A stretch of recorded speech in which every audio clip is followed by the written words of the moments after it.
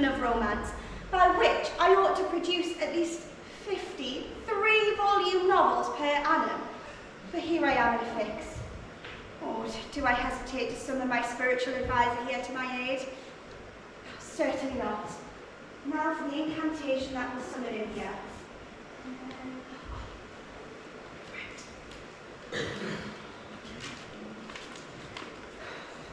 Spirits short and spirits long, spirits weak and spirits strong, spirits flow and spirits fleet, spirits mixed and spirits neat, spirits dark and spirits fair. Listen to my heartfelt prayer.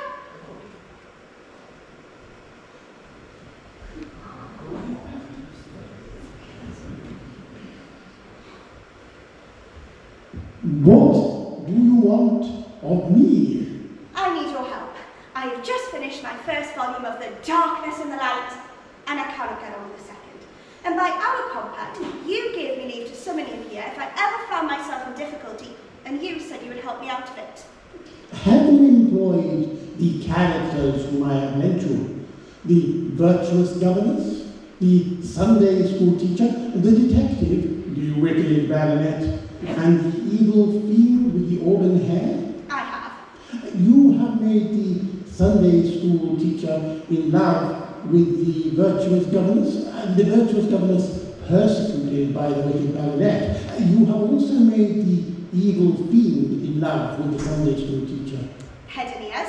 And he rejects her advances. He does. Ah, you are in my power. These characters whom I have mentioned are slaves to my will. Refuse to obey me, and I withdraw them altogether. They are accepted types, and you cannot get on without them. Then they have an existence apart from that with which they are endowed within the novel. Of a sort. Thanks to your calling upon me, they have the power of coming to life, to talk over the events of the previous volume, and to arrange plans for the future. Plans which are too often thwarted by the author's arbitrary will. This is not generally known. I'd say. Well, any minute now they'll be here. Won't you stay to meet them? Thanks, no, but one supernatural being is all I feel equal to at a time. Thank you.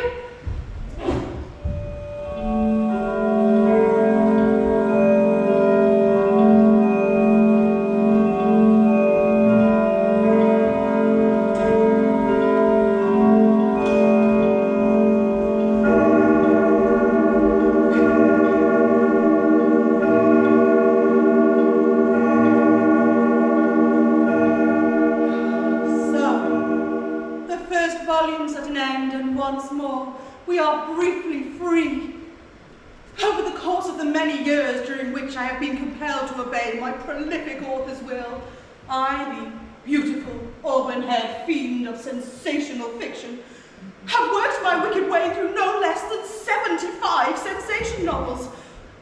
I shudder when I think of the amount of evil I have done.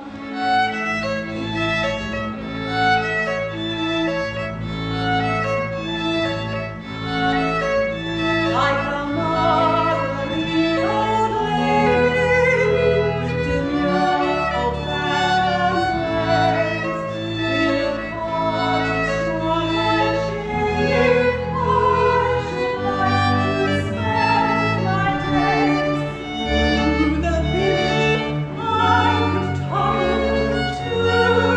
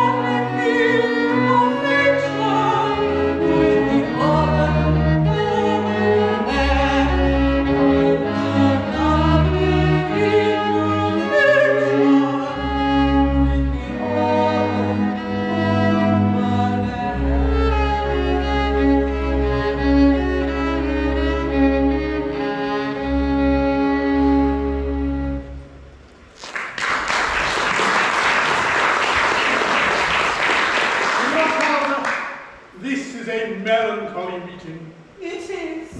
It's very hard to be a wicked baronet against one's will. I don't like this.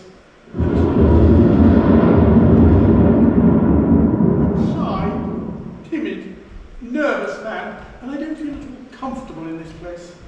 Oh, but where's the good young man of the novel? He ought to be here. He is here, my Ricalda. Oh, my Herbert! At last we meet. Let me see. When last we met, it was the end of The Secret of the Castle Cracked. It was. You were then a mild young artist, travelling through Europe. I was. And you were the beautiful, auburn-haired Duchess of Ruritania. And I was the evil Count of Gracht. And here I am again, a villain. It's my invariable fate. We've only reached the end of the first volume, and I've already committed a forgery, a burglary, a falsification of a baptismal entry, and I'll lay 20 to 1 I try to murder you, Herbert, before we're through. I'll lay you 20 to 1 you don't succeed. No, it wouldn't do. You're the good young man, and you've got to marry Alice. Don't remind me of that. My Alice, whom I love so devotedly, and who loves me. Yes, out of the novel. Exactly. Inside the novel, she detests me. Fortunately, we have the power of coming to life at the end of each volume and throwing off the detestable attributes with which the author invests us and allowing ourselves to be revealed in our own true light. In my true light, Alice worships me. But these are the necessities of the story. Just as you, the daughter of Tom Citibank, the bus conductor, pass yourself off as the daughter of the Duke of Ben Nevis, Lady Ricalda. And then to make me fall hopelessly in love with Herbert. Hopelessly. He spurns me. But I only spurn you in the novel, out of the novel. I worship the very ground you walk on. It is an agreeable relief, after an entire volume with that ridiculously insipid creature, Alice Gray, to find yourself in the society of so superior a person as my Ricalda. Goodness gracious, how audacious, what exactly you disclose, my adoring uncle Flora and the great Ricalda's Our confusion, this delusion will destroy our goodness knows. It's a magic word attacking you and never do no cause. I don't know a quick reaction, I will bring it right as that. On distraction, She will go and bring her action, she will bring it, she did that. All distraction, all distraction, all distraction. She will go and bring her action, she will bring it, she did that. All distraction, all distraction, all distraction, all distraction, all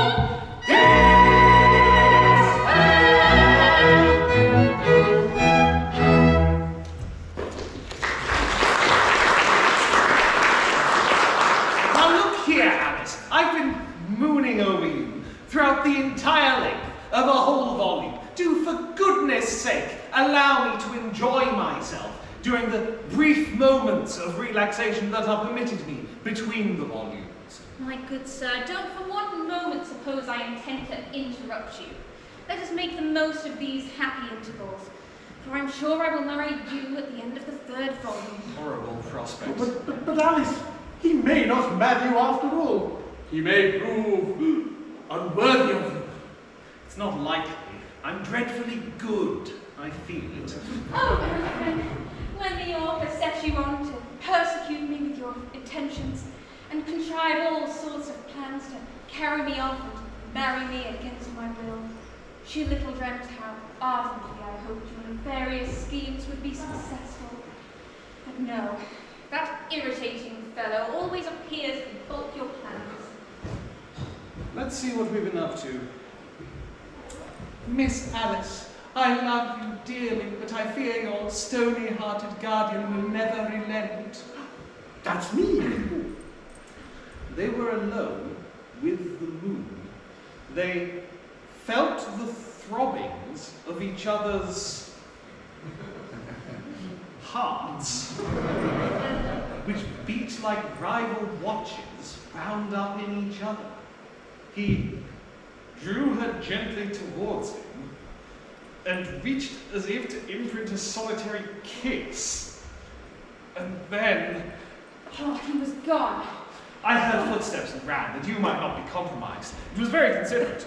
The footsteps were mine, They were. and I behaved rather better in the scene that followed, didn't I? Alice, said the baronet, his cold, evil green eye lighting with a horrible fire. At last, you are in my power. I heard that you were in the forest, and I determined to find you. Alice covered her eyes with her hands. She tried to scream, but terror had rendered her speechless. Yes, it was delightful. Let's go through it again. Oh, oh. Monster, unhand that lady! You were always interfering where you were not wanted, just as we were getting on so comfortably together. Well, it's the author's fault. Let this deadly blow avenge the dastard outrage! I hope I didn't hurt you much. Oh, well, let's not talk about that. It's a painful subject. At all events, I got over it, but wasn't it a delicious scene? Delightful. Oh, Ruthven, if he hadn't interrupted us, we could have been comfortably married, and all would have ended happily. I'm sure I wish it had. So indeed do I. We might have been happy. Do you remember the chapter in which I first fell in love with you? Perfectly. It was at the old lime kiln. It was. Sir Ruthven set me on to lure you to the lime kiln. I lured you under the promise that when I got you there, I would reveal to you the secret of your birth. You did. I came. Madam, said Herbert, I am here at your request. You have a secret that concerns me intimately. Listen, and I will reveal all. I am here to kill you! Tremble, for your last hour has come! Merciful heavens! How lovely! I am here to murder you, but I have seen your face and I love you. Marry me and your life is spared. Refuse, and I toss your body in the middle of yonder lime kiln, and every trace of you shall be consumed. Marry you? Never! Strike if my hour has come! Now we can't get on without Gripper, the detective. Gripper! Gripper! Gripper! Here I Why are you dressed like that? am. It is a disguise that I might follow you about without attracting too much attention. You're late, Gripper. Yes, I'm rather afraid I am, but then I am a sensation detective, and sensation detectives always are late. If the detective of a sensation novel were not always just too late, then the events of the story would unfold before their time. If I were to arrest all the villains of the novel in the course of the first volume, then what's to prevent the virtuous governess from marrying the good young curate at once? And if she does that, then there's an end of everything.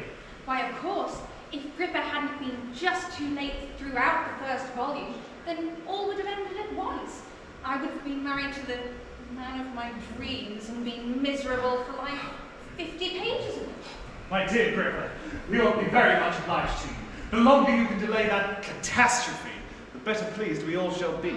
Then don't complain of my always being too late. If I am only once in time, only once, then there's an end of everything. And the governess marries the curate on spot. Horrible.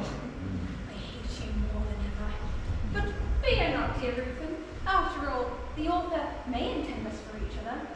The virtuous young governess has so often married the good young man that the public must begin to tire of the incessant repetition. But you see, I'm such an awful villain. You are, but couldn't I convert you? You could, if anyone could. But no, I'm afraid I'm too far gone for that. No, you'll have to marry the curate and live happily ever after. Marry and live happily ever after. And this is a novel that pretends to give a picture of life as it is. 1 o'clock. Our time is up and we must retire into our sensational characters. Goodbye, Harold. We shall meet again at the end of the second volume. Who knows what may happen in the interim? Whatever may happen in the novel, nothing can alter my sentiments towards you out of it. Farewell, Alice. My own, my beloved one. Farewell. We shall meet at the end of the second volume. In the meantime, persecute me with them as much as you please. You can't think how I like it.